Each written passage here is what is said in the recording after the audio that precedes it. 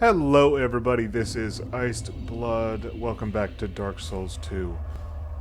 After my brilliant performance last time, I decided to take a different tack. One of the nice things about this series is how open-ended it is. So I thought, instead of, well, beating my face against the wall, also known as the Pursuer, I would go a different way, into a different area, and pursue other bosses. Bosses whom, hopefully, I will not fail to kill. How many times? Well, I did keep count, but anyway, I think I did, what is that, 6 times, I want to say, against the Pursuer last time? That's not how we do things on this channel. We are a hero, and we deserve better than that from ourselves. So what we're going to do is we're going into, basically, I guess this is the next area, technically. Though, I think surely in terms of difficulty, maybe this is just because of the way that I feel about the Pursuer right now, it feels not really all that difficult. This feels like maybe you're supposed to go here before you go fight the Pursuer, but I could be completely wrong. But I do know that killing the Pursuer opens up a different area entirely. And it actually eventually leads to one of the bosses that has an immense soul. Remember that bit of dialogue from the Herald in the beginning of the playthrough where she said that we have to seek those with immense souls. The first one is basically at the end of the area that defeating the Pursuer will open. I'm already lost.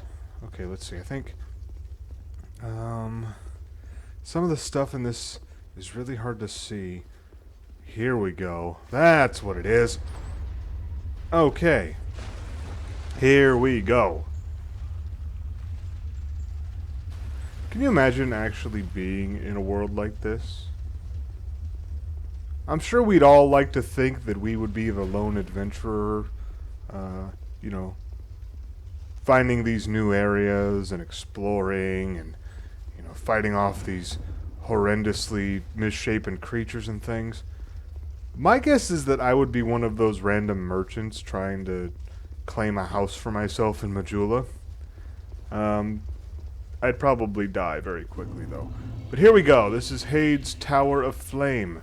There are 2 bosses in this area, so we have a couple things we can do while avoiding the Pursuer. These are the main enemies of the area. Maybe they'll provide practice for the Pursuer when we finally go back to him, because he is, well, okay, he might not be necessary, strictly speaking, because there's actually a second way to get into the area that's unlocked after defeating him, but there is definitely something that we want to get, or at least that I want to get, and the way to get to it is by beating him.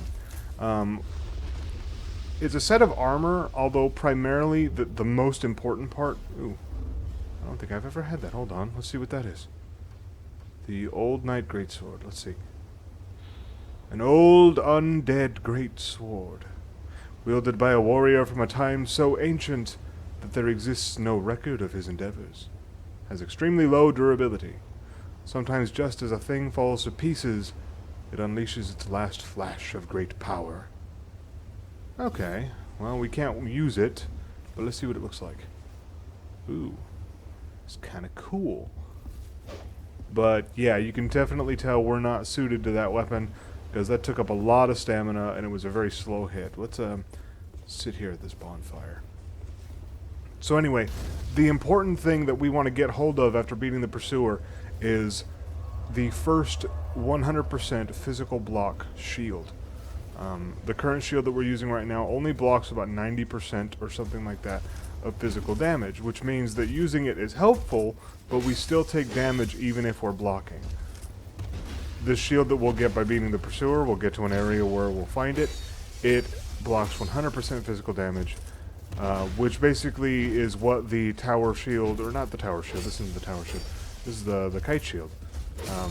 The kite shield in Dark Souls 1 was the same way. It was 100% physical damage reduction, which made it actually very useful when you picked the knight in Dark Souls 1, because you not only got a solid set of armor, you got that shield. And of course, it was not the case here. So we need to find ourselves the proper equipment. This guy here will only spawn once, because he is a very special enemy that I am failing to... Oh, God. Oh, come on. Really? Oh, great. Oh, hey, hold on. I lived!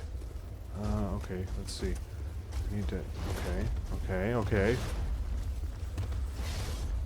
This guy's easier than the Pursuer. We can live. Or not. There it is. Okay. Well, it seems my luck is still with me. That knight will only spawn once. He drops something special. We will be using it as soon as we get hold of it.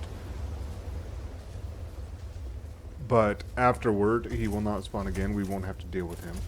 But there's a bunch of these guys here. It's the main enemy of this area, are these big knights.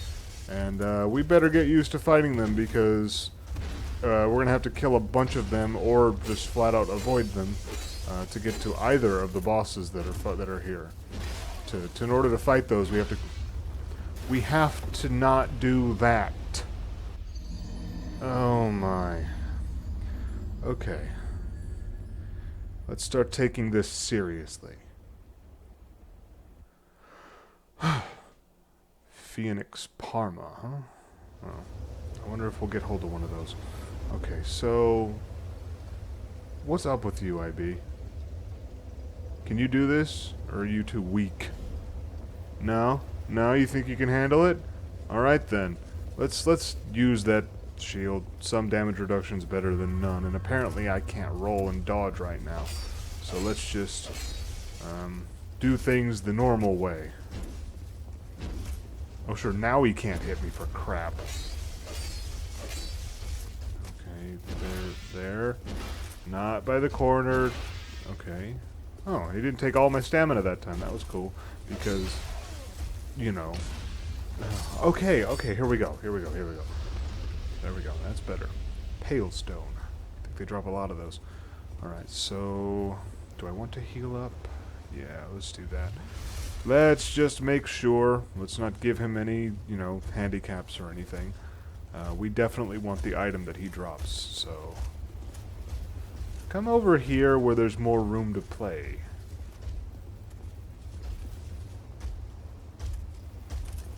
I tend to like big enemies. They hit hard, but once you get into the swing of things, they're easier to dodge or avoid in general.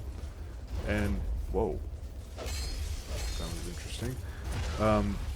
Of course, the problem with that is if you're not in the swing of things, which apparently I'm not right now, apparently I am awful at this, the danger is, of course, that their swings are very, very powerful, meaning that if you do mess up, well, you'll feel it. I mentioned in an earlier episode, there we go, that's that bone dust, that's what we wanted. Can we use it right now? Can we burn it right now? No. Alright. Let's practice on this guy. I mentioned in an earlier video that these games, I wouldn't necessarily call them difficult. That's not the word I would use. Even though most like reviews and discussions about this series will say that they are difficult. And it's not to say that they're especially easy, but the main thing I would call important about this series is not its difficulty, but the fact that it is extremely unforgiving. And you're seeing this in full force right now. These guys are not that hard. And if I'm doing things properly, they're rather easy to get rid of. But if I'm not paying enough attention, if I am sloppy, the game will not let me forget that. It will not cut me any slack whatsoever.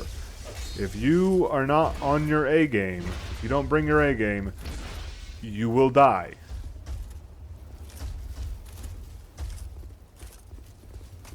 So yes, I rather like these types of enemies, generally speaking, but right now they're not doing me any favors. Okay, well that helped out.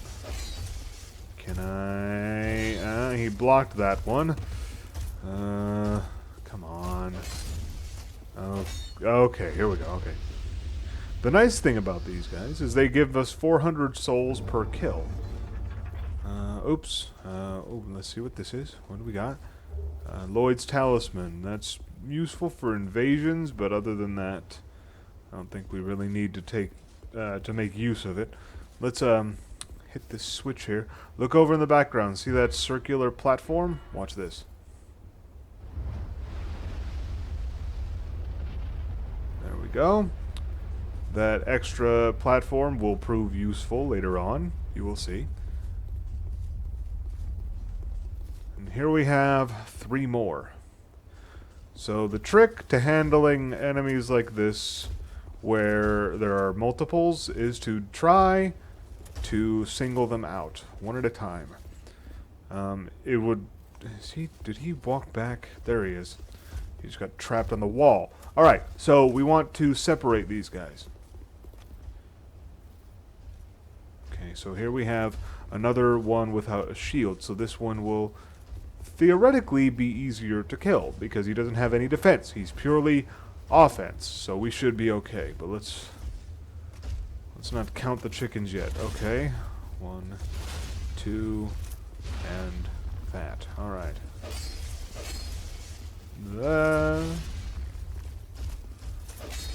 Whoop, whoa. Always want to make sure that we have some stamina left over after we attack in order to block. Or, if you're not using a shield, then to roll. Because the worst thing you can do in the middle of a fight is end up with no stamina and end up staggered because you were too greedy. Oh boy. Okay, so here's the other 2. Let's see if I can't separate them as well. Let's see. We're playing a game of cat and mouse here now. Just in case we have to fight both of them at the same time, I'd rather have more room. Hopefully I'll be able to pull this off, but considering my track record so far, it is very much open to question. Let's see. Alright, alright. No. One attack in. Crap. Ah, Jesus. This is not... Okay, see, that's what you don't want. That was supremely lucky, and we cannot rely on that, where if we're staggered and we're, like, you know, stumbling back there for, like, a good few seconds, which in a game like this... Oh, good, okay. Okay, that guy's leaving. Sweet. So we're doing one at a time. That's what I was hoping for. If you can maneuver them to where one still has your attention, or you still have one's attention, but the other is too far away, it will go back to its spawn point. So we can divide and conquer. That's what we're doing right here. So yeah, the stagger animation in this one in particular versus Demon Souls and Dark Souls 1, much, much longer. There is nothing you can do when you're in that animation. You can't roll, you can't block, you can't do anything. So it is very much a weakness. If you allow yourself to get caught in that, chances are, if you're fighting a relatively fast enemy, you will die. Thankfully, these guys are relatively slow. Is he gonna bother me? No. Okay, so we can head over to the first boss in this area without worrying about him. We're going down here. This is where that circular platform was, through that fog door over there, that Mr. Greatsword Knight is guarding. Is the first boss of this area. Hopefully, he will be easier to handle than the Pursuer. Whoop, don't want to get caught in that. Don't want to get caught in that. Alright. Shit. Okay, that was dumb. Okay. We can do this. He's at half health, and his movements are very predictable. We can do this. There we go. That was dangerous, but it worked out. I mentioned before, aggressive. You have to be aggressive. Now, the other part, though, is aside from just being aggressive, you also have to be... You still have to be cautious. Cautiously aggressive. Or at least methodically or thoughtfully aggressive. You have to really pay attention to what you're doing. So these are summon signs. We could actually bring another player into the game to help us fight this boss. But I have bad luck with summons, so we're just going to see what happens on our own. This is the Dragonrider.